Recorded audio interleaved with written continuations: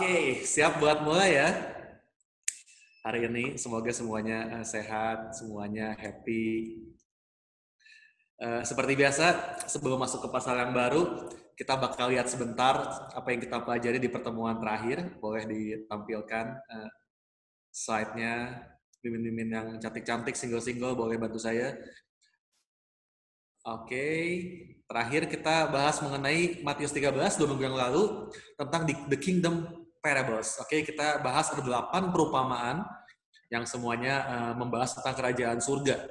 Ada perumpamaan tentang penabur, tentang walang dan gandum, tentang biji sesawi, tentang ragi, tentang harta terpendam, tentang mutiara, tentang pukat, dan juga tentang harta baru dan harta lama. Oke, kalau saudara melewatkan episode yang kemarin dan penasaran, emang ini maknanya apa aja sih perumpamaan sebanyak ini?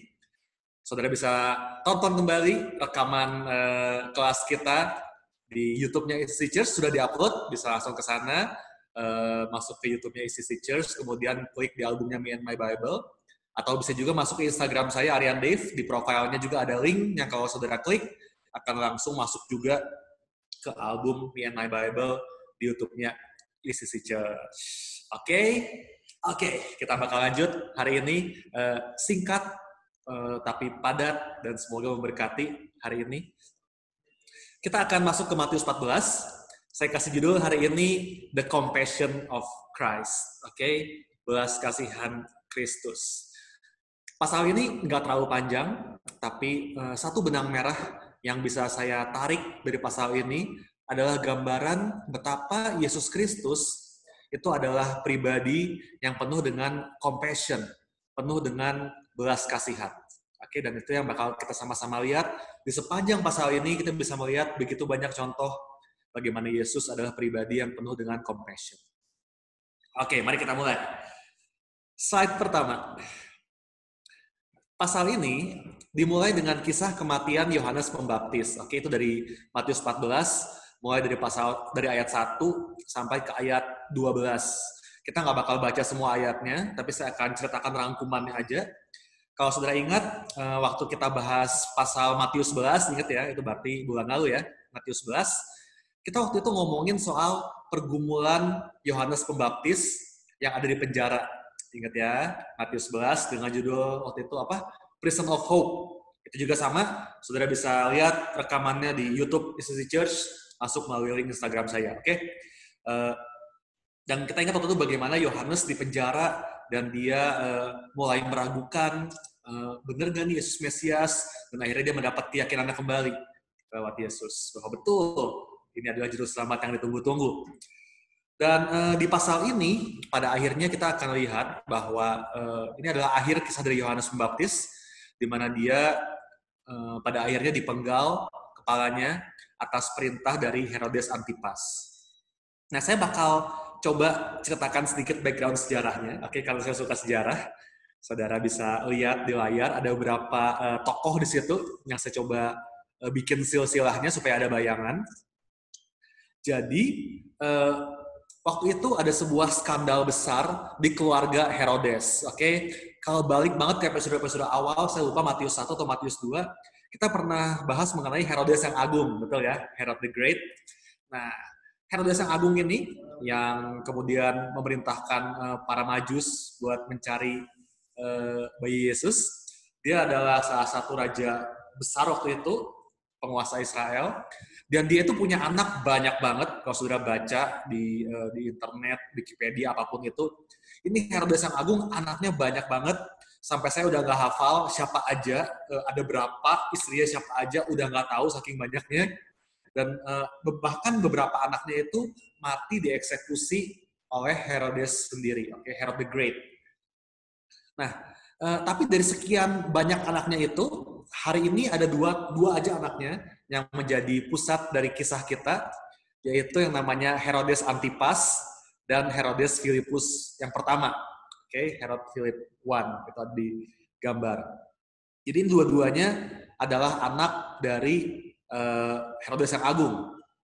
Nah, Herodes Philippus ini, Herod Philip I, itu jangan sampai tertukar, ini beda orang dengan Herodes Philippus, sang penguasa wilayah Batanea. Oke, itu namanya sama, Filipus juga. Jangan sampai ketuker. Saya ngerti banget ini sangat membingungkan. Di zaman itu begitu banyak tokoh yang namanya sama.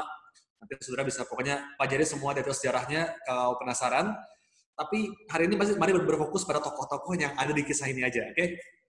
Nah, jadi Herodes Antipas, yang di tengah itu fotonya ya, Herod Antipas.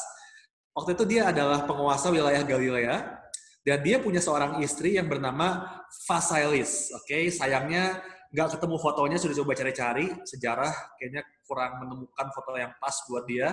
Ini adalah foto koin yang katanya bergambar muka dia. Koin atau prasasti, saya lupa lah.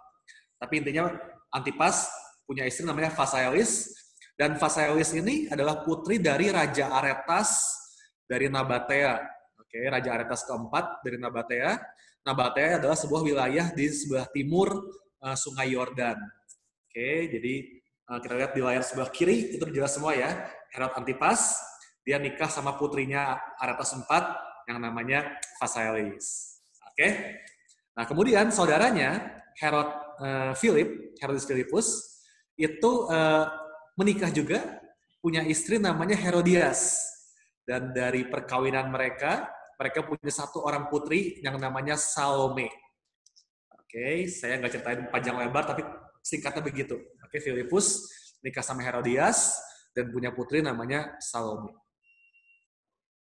And so, the scandal began. Skandal dimulai.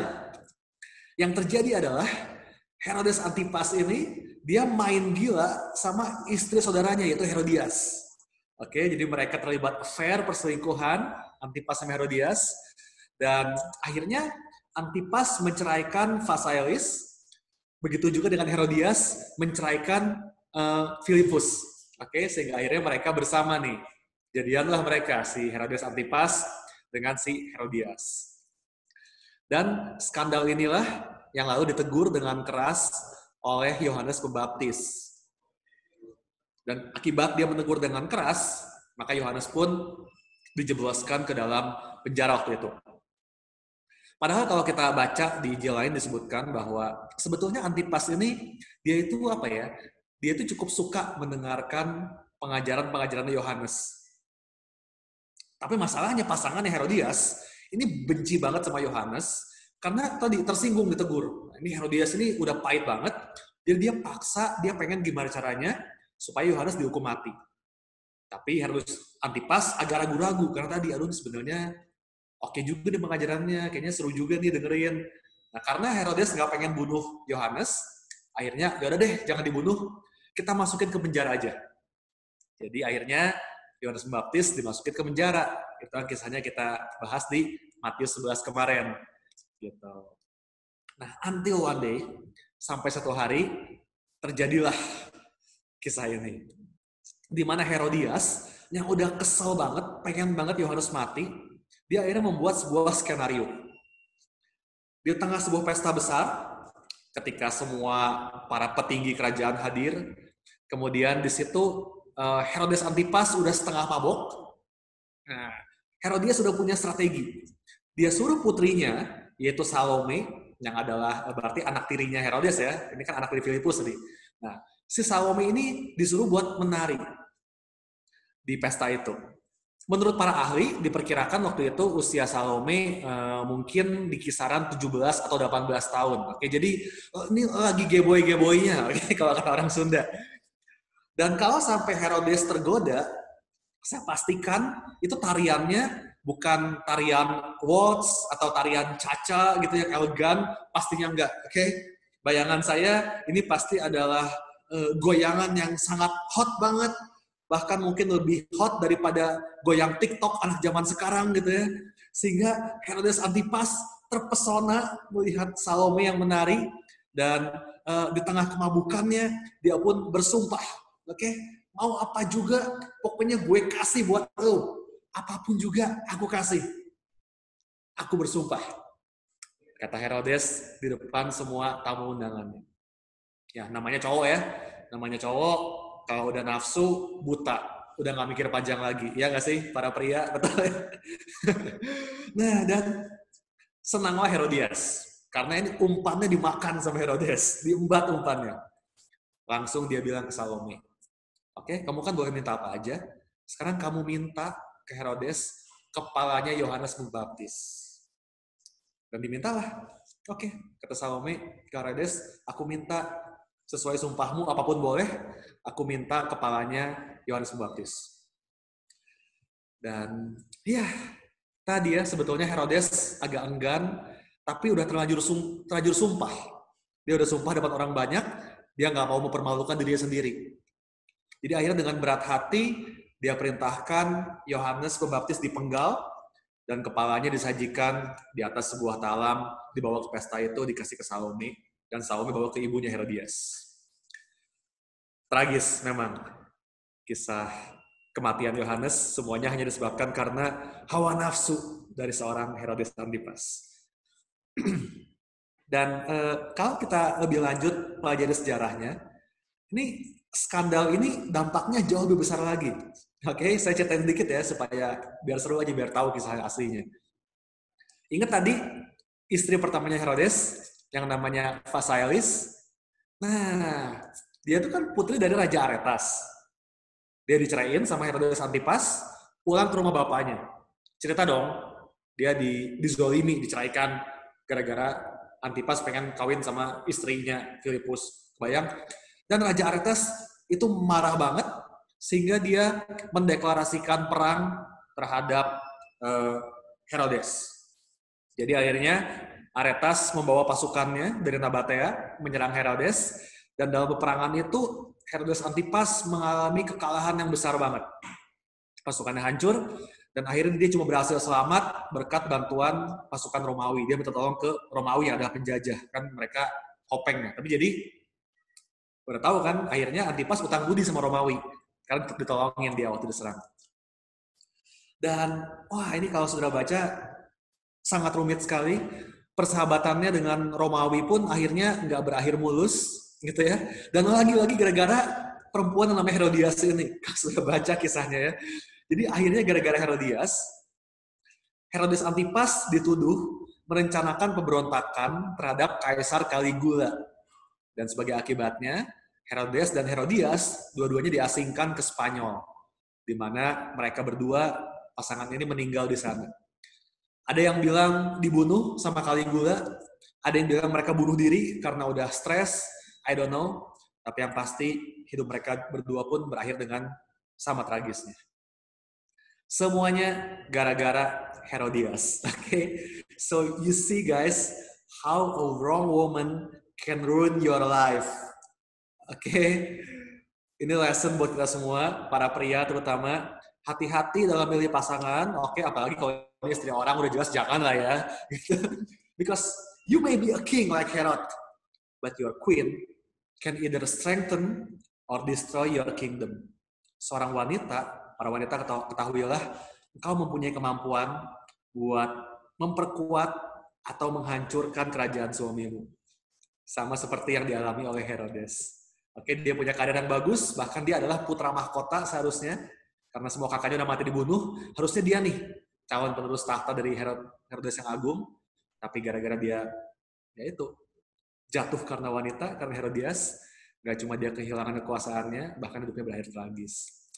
Dan dia juga membunuh hamba Tuhan, yaitu Yohanes Pembaptis. Oke, itu sekedar sejarah kisah mengenai Herodes dan kematian Yohanes Pembaptis. Oke, mari kita kembali ke Bible kita. Itu cuma seingat aja supaya pada tahu sejarahnya. Mari kembali ke kitab Matius tadi. Jadi kabar tentang pesta berdarah ini, kabar tentang dipenggalnya Yohanes itu disampaikan oleh murid-muridnya kepada Yesus. Dan ini sebetulnya bagian ini udah pernah saya bagikan juga di Pastor Devotion, sebagian mungkin pernah dengar, tapi nggak apa-apa saya ulang sedikit ya. Nah, mari kita jangan lupa bahwa Maria, ibu Yesus, dan Elizabeth, ibu dari Yohanes Pembaptis, itu mereka bersaudara. Saya nggak tahu sedekat apa, tapi kurang lebih berarti Yesus dan Yohanes Pembaptis itu seperti sepupu jauh. Umurnya pun nggak terlalu jauh bedanya. Dan kemungkinan waktu mereka kecil, mereka itu tumbuh bersama-sama. Mereka itu main bareng dari kecil gitu ya, mungkin main kelereng sama-sama, main layangan, main PlayStation, saya nggak tahu lah zaman itu main apa, tapi mereka tumbuh bersama. Kayaknya mereka dekat, Yesus sama Yohanes Pembaptis. Kemudian kita lihat di Matius 14 ayatnya yang ke-13.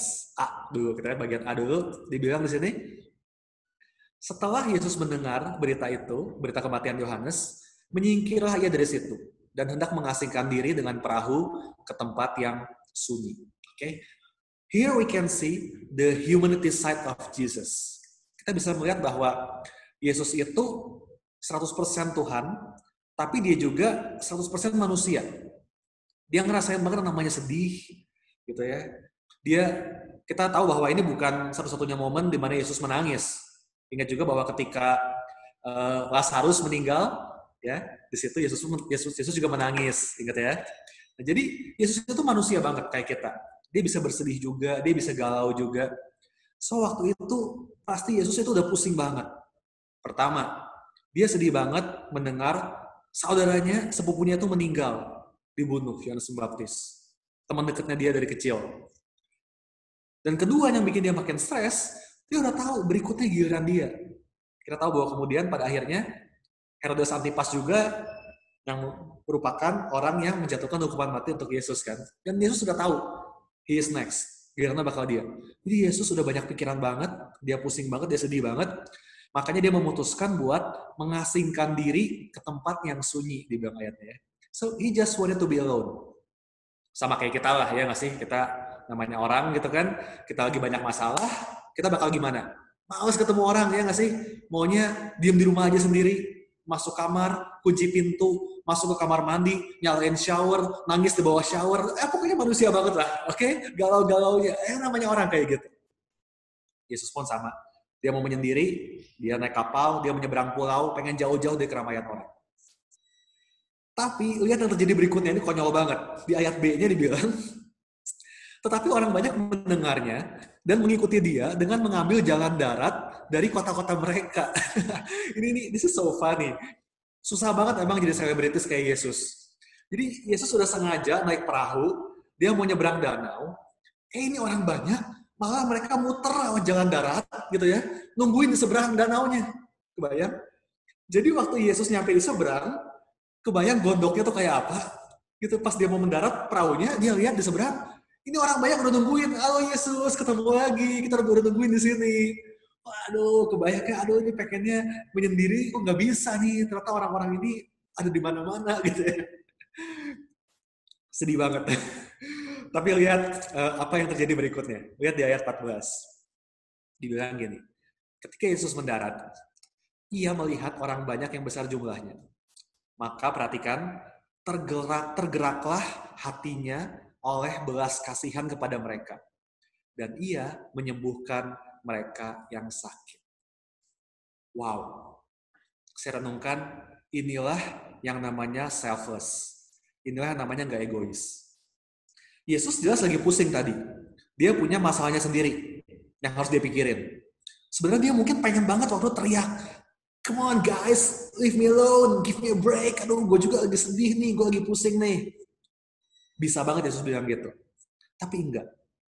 Waktu dia lihat orang banyak, dia lihat ada yang sakit di situ banyak, dia lihat banyak orang yang butuh mujizat, dikatakan bahwa hatinya tergerak oleh belas kasihan. His compassion overpowered his crisis. Meskipun dia lagi krisis, tapi belas kasihannya mengalahkan krisisnya itu. Dan dia memutuskan untuk mengesampingkan masalah pribadinya untuk menolong orang lain. So I think this is a very good lesson for us, terutama di saat yang sulit seperti hari ini kita pun di tengah krisis. Betul? Hari ini gampang banget buat kita menggunakan 1000 alasan untuk nggak mikirin orang lain. Bener nggak? Iyalah, orang gue sendiri masih susah kok. Kerjaan nggak bisa jalan, omset turun, karyawan harus digaji, mau cari makan susah, mau ketemu pacar nggak bisa. Wah, ada jutaan alasan buat kita hari ini mikirin diri sendiri. Tapi mau nggak hari ini kita menjadi selfless seperti Yesus? Di tengah kita sendiri lagi banyak masalah, mau nggak kita tetap punya compassion buat orang lain? Caranya banyak banget, oke? Kita bisa nyumbang buat rumah sakit, kita bisa ngasih makanan ke abang Gojek, kita bisa perhatiin karyawan kita yang mungkin lagi nggak kerja, kita bisa beliin barang-barang jualan teman-teman kita di lokal market, oke? Atau at least mungkin kita bisa sekedar jadi teman, buat rekan-rekan kita di luar sana yang mungkin lebih stres dari kita karena mereka nggak punya Tuhan. Kita bisa jadi teman-teman yang menenangkan mereka. Tapi intinya, let's do something for others. Ya nggak sih? Mari lakukan sesuatu buat orang lain. Jangan bilang, masalah gue sendiri juga belum beres. Kalau kita terus berfokus pada masalah pribadi doang, satu, udah mah itu nggak bakal beres-beres masalah kita, ya betul. Emang dipikirin jadi beres masalah kita, kan nggak. Kita malah jadi tambah pusing gitu. Dan kita bakal ngerasa jadi orang paling miskin, paling malang, paling susah di dunia. Tapi, waktu kita memutuskan buat menolong orang lain, dengan apapun itu, dengan waktu kita, tenaga kita, uang kita, pikiran kita, justru di saat itulah kita akan menyadari bahwa ternyata kita ini nggak miskin-miskin amat. Ternyata we still have something to give. Ternyata Tuhan masih bisa bekerja dalam hidup kita. Ternyata gue masih bisa kasih sesuatu buat orang lain ya. Betul? Ternyata kita bukan orang paling malang. Kalau kita mau mengubah fokus kita dari diri sendiri ke orang lain. So guys, ini udah new normal bulan keberapa saya nggak tahu. I hope semuanya udah move on, oke? Enough with the self-pity party, oke? Cukup lah itu, oke? Cukup. Maybe you still don't have a solution for your own problem, but you can be a solution for someone else's problem. Amin. Mungkin kau belum punya solusi buat masalahmu sendiri, tapi engkau bisa menjadi solusi buat masalah orang lain. So let's shift our focus today. Gak lagi sibuk mikirin diri sendiri doang, tapi mulai mikirin orang lain.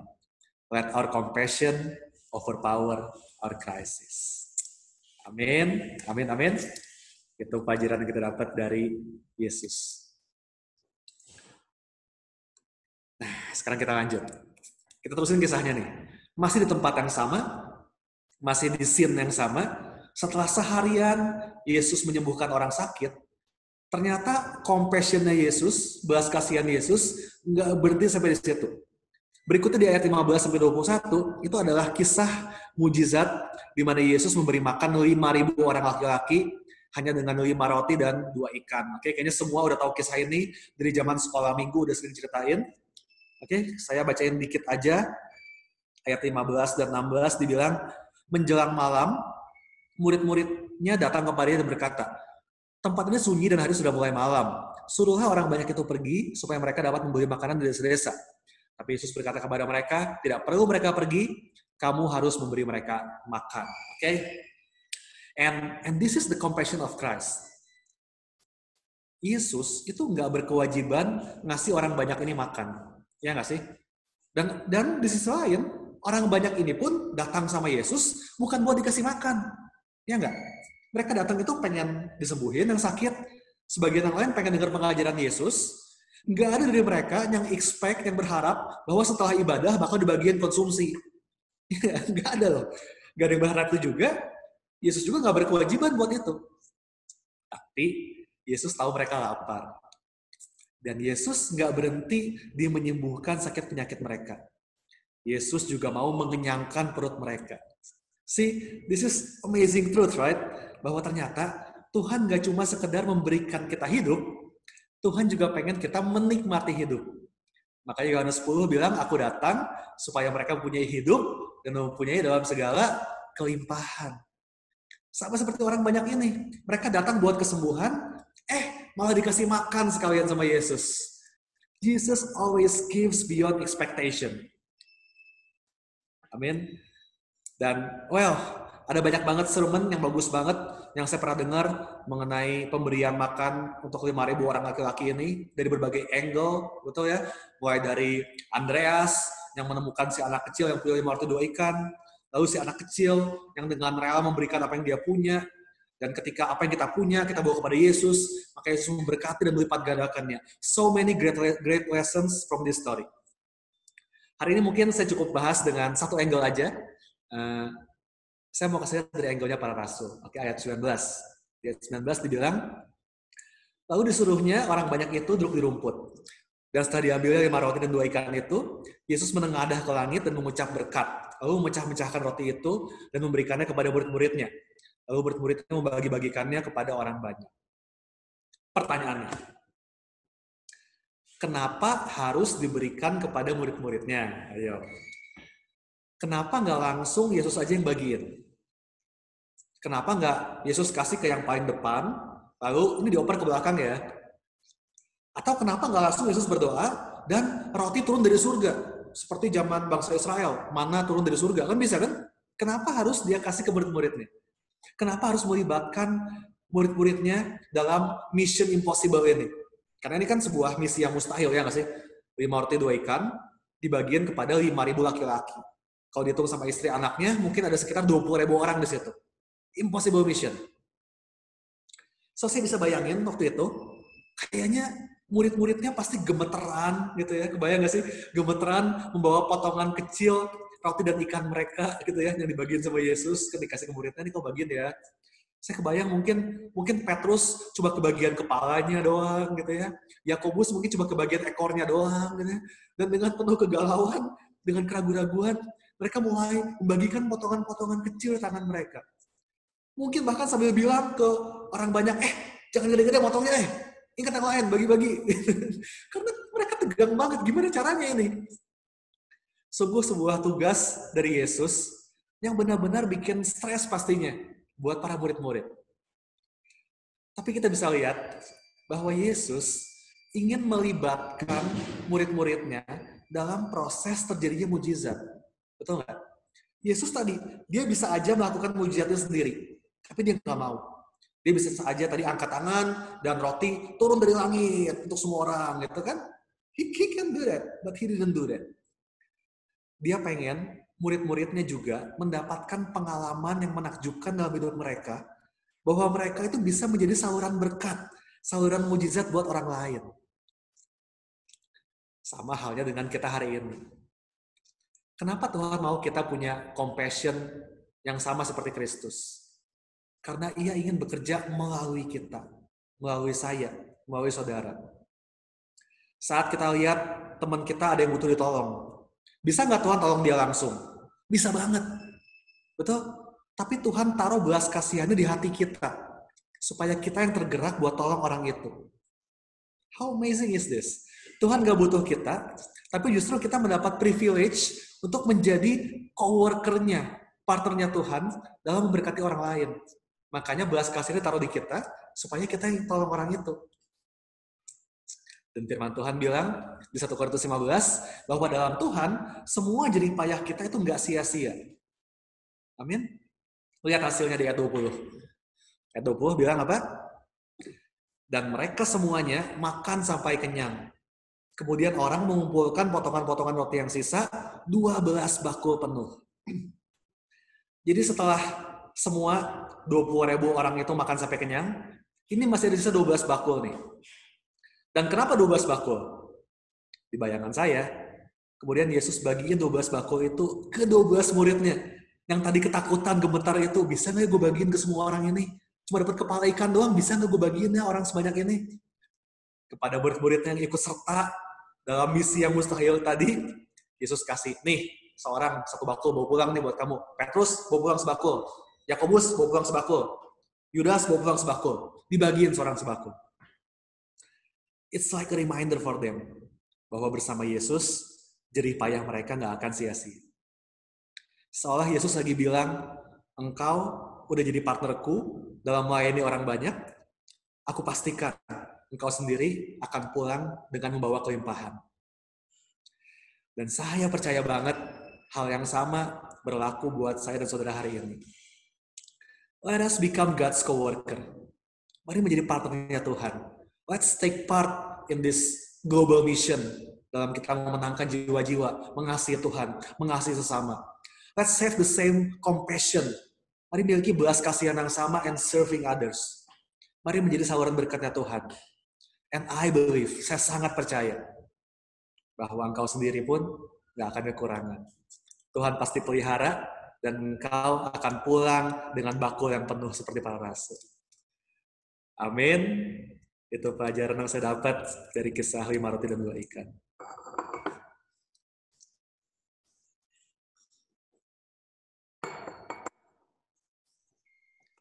Kisah terakhir di pasal ini. Dikit ya, pendek pasalnya. Lanjutan kejadian ini nyambung lagi, jadi sepanjang pasal nyambung terus ceritanya ya. Berikutnya di ayat 22-33, ini adalah kisah yang juga nggak kalah terkenal dan udah sering banget dikhotbahin juga. Yaitu kisah ketika Yesus berjalan di atas air. Karena waktunya masih banyak, yang ini boleh saya bacain deh. Supaya kita semua ingat gimana kejadiannya. Matius 14 ayat 22-33. Sudah itu, Yesus segera memerintahkan murid-muridnya naik ke perahu dan mendahulunya ke seberang. Sementara itu, ia menyuruh orang banyak pulang. Jadi tepat setelah kejadian tadi ya, habis ngasih makan 20.000 orang, lalu ini kejadiannya. Ayat 23, dan setelah orang banyak itu suruhnya pulang, Yesus naik ke atas bukit untuk berdoa seorang diri. Ketika hari sudah malam, ia sendirian di situ. Perahu murid-muridnya sudah berapa mil jauh dari pantai dan diombang-ambingkan gelombang karena angin sakal. Kira-kira jam 3 malam, datanglah Yesus kepada mereka berjalan di atas air. Ketika murid-muridnya melihat dia berjalan di atas air, mereka terkejut dan berseru, "Itu hantu!" Lalu berteriak-teriak karena takut. Tapi segera Yesus berkata kepada mereka, "Tenanglah, aku ini, jangan takut." Lalu Petrus berseru dan menjawab dia, "Tuhan, apabila Engkau itu, suruhlah aku datang kepadamu berjalan di atas air." Kata Yesus, "Datanglah." Maka Petrus turun dari perahu dan berjalan di atas air mendapatkan Yesus. Tetapi ketika dirasanya tiupan angin, takutlah ia dan mulai tenggelam lalu berteriak, "Tuhan, tolonglah aku." Segera Yesus mengeluarkan tangannya, memegang dia dan berkata, "Hai orang yang kurang percaya, mengapa engkau bimbang?" Lalu mereka naik ke perahu dan angin pun redalah. Dan orang-orang ada di perahu menyembah dia, katanya, "Sesungguhnya engkau anak Allah." Amin. Oke, kisah yang udah sangat terkenal, udah ada banyak khotbah juga tentang ini. Tapi hari ini izinkan saya juga mau share revelation saya pribadi dari kisah ini. Boleh ya? Soalnya ini sebuah pernah dari orang lain. Benar-benar murni ini saya, perenungan saya. Oke, boleh ya? Saya kasih judul Immediately atau segera. Jadi waktu saya belajar homiletik, cara mempersiapkan khotbah, saya diajarin bahwa salah satu teknik yang cukup populer dalam kita mempersiapkan sebuah khotbah adalah dengan memperhatikan kata mana yang muncul terus-menerus dalam sebuah cerita atau dalam satu perikop. Nah, dan dalam kisah ini, saya temukan ada satu kata yang muncul 3 kali, yaitu kata segera. Makanya itu menjadi judul saya hari ini, oke? Kata immediately dalam bahasa Inggris, atau segera dalam bahasa Indo. Dan kata segera ini 3 kali muncul di 3 situasi yang berbeda. Di mana itu akan menjadi 3 poin khotbah saya. Oke, khotbah 3 poin biasa standar ya. Oke. Oke, pertama mari kita lihat di ayat 22 dibilang, sesudah itu Yesus segera memerintahkan murid-muridnya naik ke perahu dan mendahulunya ke seberang. Sementara itu ia menyuruh orang banyak pulang. Nah, perhatikan bahwa perintah Yesus ini terjadi segera setelah tadi peristiwa memberi makan 20.000 orang. Dan waktu itu kita tahu, murid-murid ini mereka lagi apa? Lagi menikmati mujizat. Mereka lagi seneng-senengnya nih. Wih, ternyata bisa ya. Orang sebanyak ini dikasih makan, bahkan sisa 1 bakul buat kita semua nih. Wah, mereka lagi seneng banget. Mereka lagi menikmati tuna sandwich mereka yang sisa 12 bakul. Lagi enak-enak makan. Tiba-tiba segera Yesus suruh mereka naik perahu sekarang, seberangi danau, dan menghadapi angin ribut. Kebayang? Saudara pernah mengalami seperti itu? Lagi tenang-tenang, menikmati berkat Tuhan, kayaknya semua lagi oke, bisnis lagi lancar, punya teman banyak, punya pacar cantik, punya anak-anak yang lucu, dan tiba-tiba BAM! Out of nowhere, tiba-tiba segera masalah datang. Mungkin yang kuliah, tiba-tiba dikasih tugas menumpuk sama dosen. Yang kerja, mungkin tiba-tiba dapat proyek yang susah banget dari si bos. Yang berkeluarga, mungkin tiba-tiba gara-gara hal kecil, pasangan jadi ngambek, jadi ribut besar. Dan saudara bertanya, why God, why now? Kenapa sekarang? I was enjoying your blessing, hidup gue lagi baik-baik aja, kenapa tiba-tiba begini? Hal pertama yang kita lihat di sini adalah yang namanya challenge. Oke, segera yang pertama melambangkan challenge. Yesus memberikan berkat dan mujizat buat kita. Dan ia mau kita menikmati berkat itu tadi ya. Tapi, ia nggak mau kita berlama-lama terlena dalam kenyamanan. No, He wants us to get out of our comfort zone and face a new challenge. Dia mau kita keluar dari kenyamanan kita naik ke level yang lebih tinggi, menghadapi tantangan yang baru, betul? Karena kan kalau kita sekolah, tiap kita mau naik kelas, harus ada ujian dulu, ya nggak sih? Ada tantangan yang harus kita lewati. So, kita nggak boleh terlalu lama, terlalu enak di zona berkat. Karena kita pengen, nyantai di zona berkat, enak nih hidup gue di sini, gitu. But no, God will give us a new challenge because He wants us to grow. Oke, Tuhan mau kita terus bertumbuh, makanya Dia bakal kasih kita lanjut tantangan berikutnya. Amin. Itu yang pertama, challenge. Yang kedua, kita lihat, menarik. Jadi sekarang murid-murid ada di tengah danau, ya. Dan kapal mereka terombang-ambing di tengah badai tadi. Dan seolah-olah situasinya masih kurang buruk gitu ya. Tiba-tiba mereka melihat di danau ada hantu. Ada apa itu? Ada kuntilanak atau apa tuh di tengah danau? Mereka ketakutan lihat hantu. Udah stres gara-gara badai, makin ketakutan lagi gara-gara ada hantu yang mereka lihat. Jangan-jangan sama kayak kita lagi, ya nggak sih? Pernah mengalami yang begini? Masalah yang satu belum beres, udah muncul lagi masalah yang lain. Ya, udah jatuh udah timpa tangga. Tangganya tangga berduri pula, gitu kan? Wah, nggak beres-beres nih masalah. Yang ini belum beres, udah ada yang lain lagi. Makin pusing, makin stres lagi. Tapi, immediately, segera. Kita lihat ayatnya. Ayat 27. Tetapi segera, Yesus berkata kepada mereka, tenanglah, aku ini, jangan takut. So, hal kedua yang kita belajar tentang momen segera ini adalah namanya comfort. By the way, depannya C semua ya, kan khotbah yang bagus katanya gitu kan, tiap poin depannya sama. Oke, tadi yang pertama challenge, yang kedua comfort. Oke. Nah, jadi di tengah stresnya kita, God will comfort you. Ada penghiburan Tuhan di situ. Oke. Dan perhatikan hal yang menarik waktu saya renungkan. Ketika di ayat ini Yesus berkata, tenanglah, jangan takut. Apakah ketika itu angin ributnya berhenti? Berhenti nggak anginnya? Enggak ya. Badainya masih lanjut loh. Angin ributnya itu baru reda di ayat 32 kalau kita baca gitu kan, ketika Yesus sudah naik ke perahu. Jadi waktu Yesus bilang tenanglah jangan takut, ini masih badai terus nih. Badai jalan terus, masih hujan gede, ombak masih menggelora gitu kan. Apa yang saya belajar? Sometimes comfort is not calming the storm. Comfort is being calm in the midst of the storm. Amin, saya lupa masukin ke slide, tapi sekali lagi, oke. Sometimes comfort is not calming the storm. Sometimes comfort is being calm in the midst of the storm. Kadang-kadang comfort itu bukan menenangkan badai. Comfort itu adalah menjadi tenang di tengah badai. Oke, karena di tengah badai tetap ada sedikit penghiburan, tetap ada sedikit pengharapan. Contoh, biar kebayang. Oke, contoh. Misalnya Anda pria, Anda cowok, terus Anda single. Oke, saya kasih contoh yang single lah, karena biasanya paling heboh nih kasus ini kan. Anda cowok single, lagi naksir sama cewek, suka sama cewek. Oke, yang pria suka sama wanita, dan ngebet banget, udah suka banget, udah jatuh cinta, tapi nggak tahu gimana cara deketinnya. Karena mungkin cuma kenal selewat doang. Oke, pernah lihat di gereja mungkin, ya mungkin sekedar saling follow lah Instagramnya mungkin, tapi nggak pernah ada momen bisa ketemu, gitu ya, nggak pernah ada kesempatan bisa ngobrol, bingung, gimana caranya supaya bisa ada interaksi, komselnya beda, komselnya gitu kan, ibadahnya juga mungkin nggak barengan, pelayanan nggak barengan, gimana kenalnya ya, akhirnya bingung, nggak ada cara buat ngedeketin. Jadi tiap hari galau terus si pria ini, tiap hari galau, kayaknya langit selalu mendung tanpa pengharapan.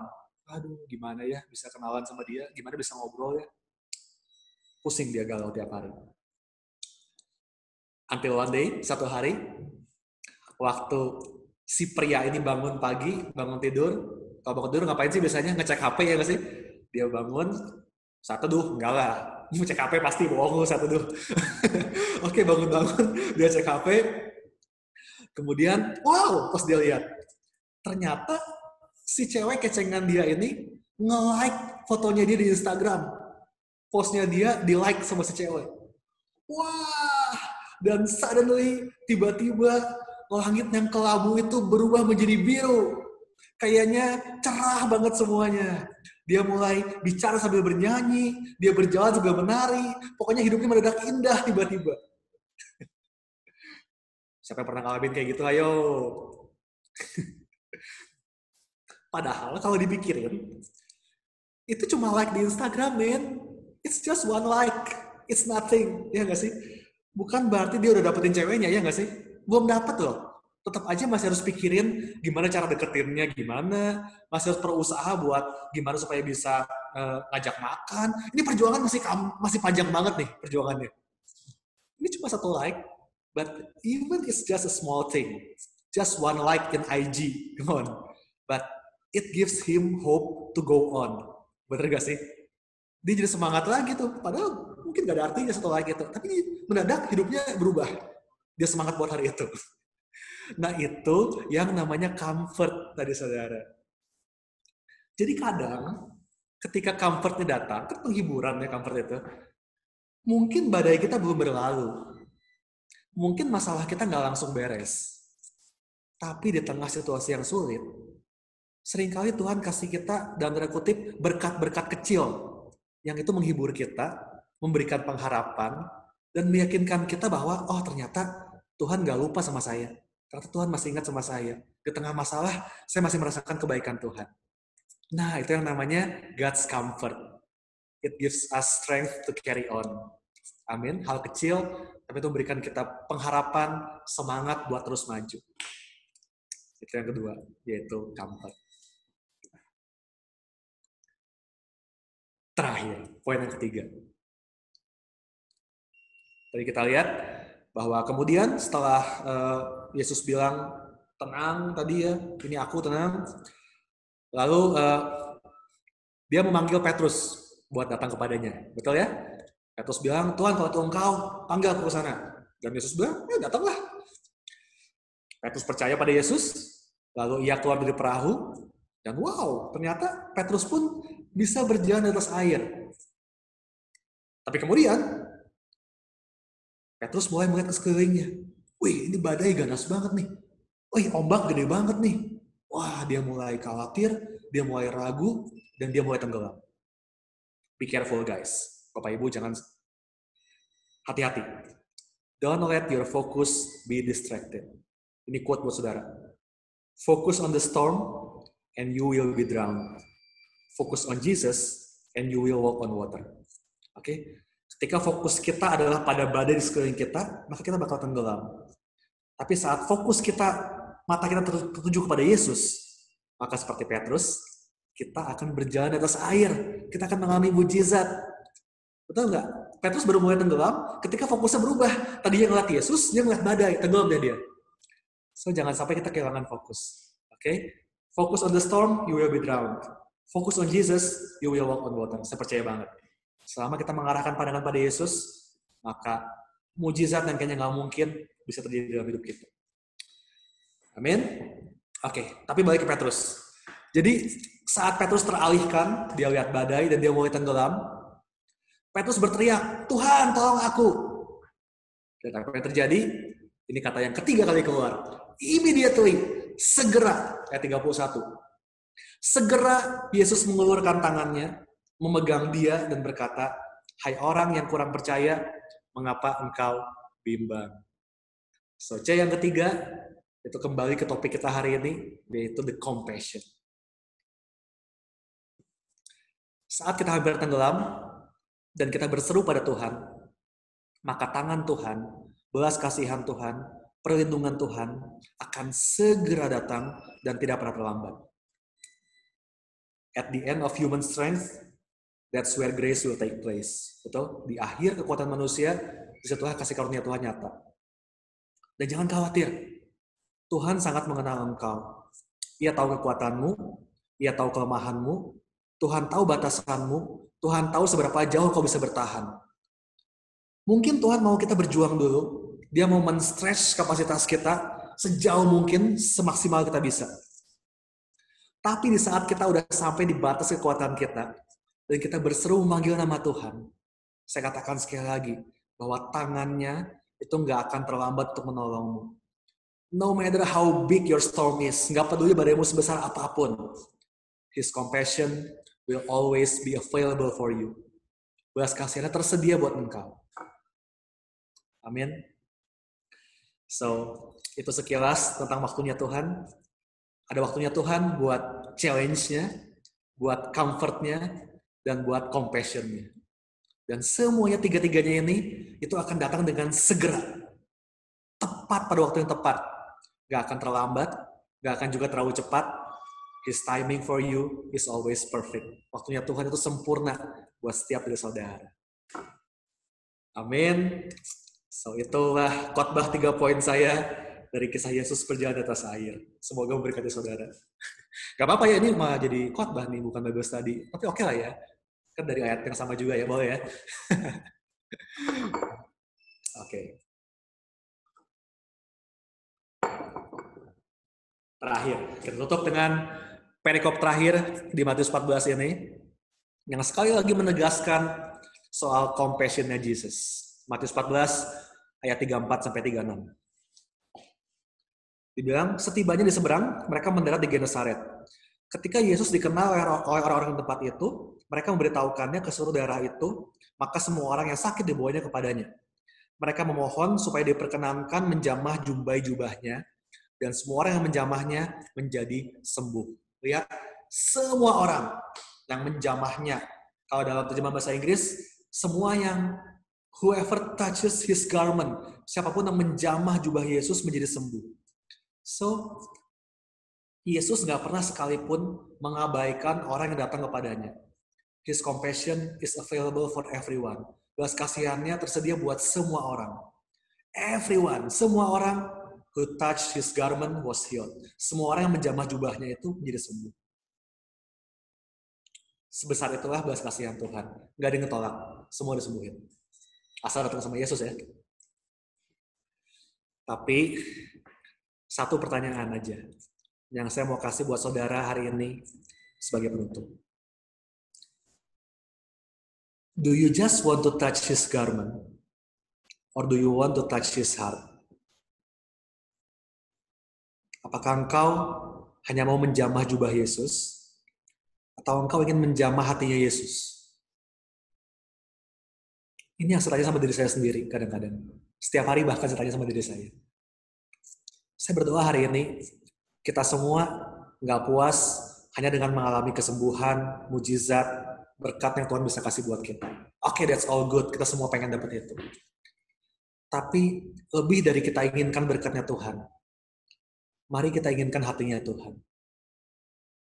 Saya rindu saat Bapa di surga melihat saya, ia tersenyum dan berkata, wow, this is my son. Ini baru anak saya. He has the same heart with me.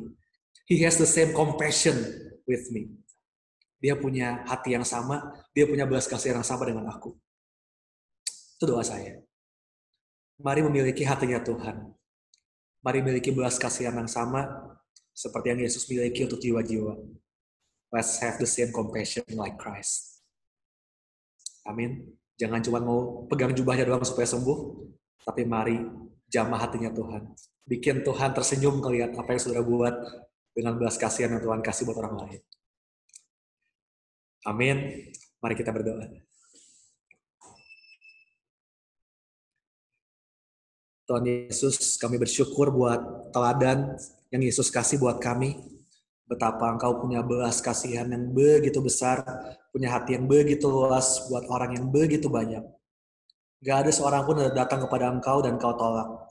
Semua yang menjamah jubahmu Engkau sembuhkan.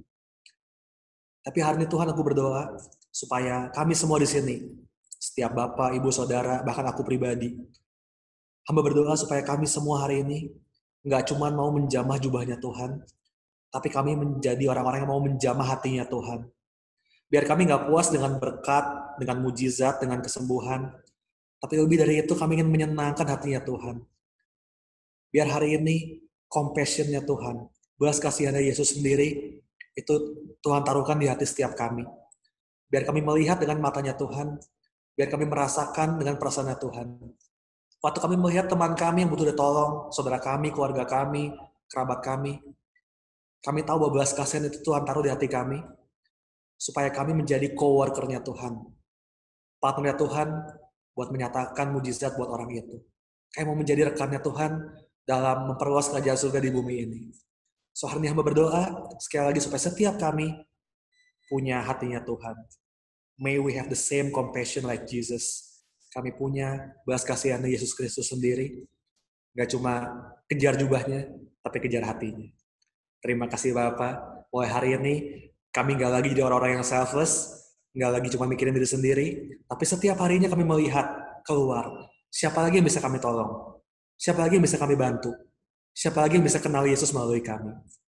Biar hati ini, compassion ini, selalu ada dalam kehidupan kami. Terima kasih Bapak. Dalam nama Tuhan Yesus, kami sudah berdoa. Dan semua yang rindu punya hatinya Tuhan, mari sama-sama berkata, amin. Amin. Thank you so much Bapak Ibu sekalian. Sorry banget hari ini nggak ada Q&A. Di kesempatan berikutnya saya bakal usahakan buat jawab pertanyaan. Tapi tetap saudara boleh kirimkan pertanyaan saudara lewat direct message ke Instagram saya Aryan Dave. Dan di profile saya di Instagram ada link yang kalau saudara klik, itu langsung nyambung ke YouTube-nya ICC, album Beyond My Bible. Saudara bisa tonton semua episode yang saudara kelewatan, bisa tonton ulang di situ. Dan sekali lagi saya harap kita bisa terus belajar sama-sama sampai 28 pasal. Kita baru setengah jalan, oke, Matius 14. 14 episode lagi, mari kita selesaikan bareng-bareng. Oke, let's finish strong. Dan mari terus punya kehausan, kelaparan akan pengenalan tentang firman Tuhan. Amin. Sekian dari saya. Dan mulai besok, jangan lupa cari siapa yang bisa kita tolong, siapa yang bisa merasakan belas kasihan Yesus melalui kita. Oke, amin. Thank you semua, Tuhan berkati, sampai ketemu 2 minggu lagi di Me and the Bible. Dan jangan lupa lihat semua program ICC di website kita, icc.online, dan Instagram ICC Church, @ICC Church. See you guys, God bless.